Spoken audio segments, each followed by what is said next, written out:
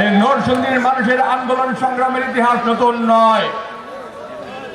বাংলাদেশের অভ্যুত্থানের পর থেকে, অভ্যুত্থানের সূচনা থেকে 52 ভাষা আন্দোলন, 69-এর গণঅভ্যুত্থান, 71-এর মুক্তিযুদ্ধ, 90-এর গণ আন্দোলন, 11-এর মঈনুদ্দিন ফখরুদ্দীনের বিরুদ্ধে সর্বশেষ 24-এর আন্দোলনে নরসিংদীর ভূমিকা সবসময় সামনের কাতারেই ছিল। নরসিংদীর মানুষ ভয় পায় না। নরসিংদীর মানুষ প্রতারণা, ষড়যন্ত্রকে ঘৃণা করে। নরসিংদীর মানুষ বুক ফুলিয়ে সত্য কথা বলতে ভয় পায় না। আর তাই এই 64 জেলার মধ্যে নরসিংদীর মানুষ কিন্তু ভিন্নভাবে মূল্যায়ন করে। যদিও ধানের মধ্যে কিছু চিন্তা থাকতেই পারে, আমি সে কথা বলছি না। প্রিয় নেতৃবৃন্দ, আমরা চাই আগামী দিনে আমাদের নেতা জনাব তারেক রহমান বলেছেন, দ্রুত প্রয়োজনীয় সংস্কার শেষ করে বাংলাদেশে নির্বাচন দিতে হবে।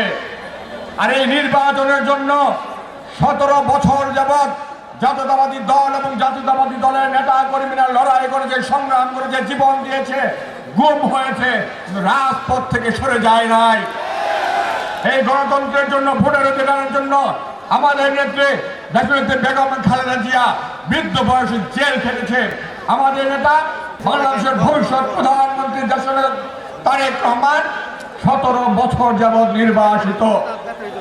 11-এর সরকার, মঈনুদ্দিন ফখরুদ্দীনের সরকার আমাদের নেতাকে মেরে পঙ্গু করে হত্যা করার চেষ্টা করেছিল।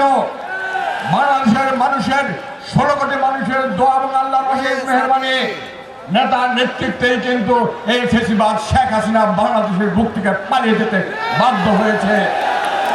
আমরা বলতে চাই, শেখ হাসিনাকে বাংলাদেশের মাটিতে এনে বিচারের ব্যবস্থা কিন্তু করতে হবে। যদি বর্তমান সরকার পারে ভালো, আর যদি না পারেন আপনারা নির্বাচনের ব্যবস্থা করেন।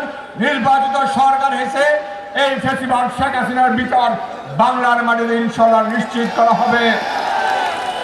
আমরা বলতে চাই, আগামী দিনে রাজনীতি হবে মেধা, প্রজ্ঞার, জ্ঞান বিজ্ঞানের প্রতিযোগিতার।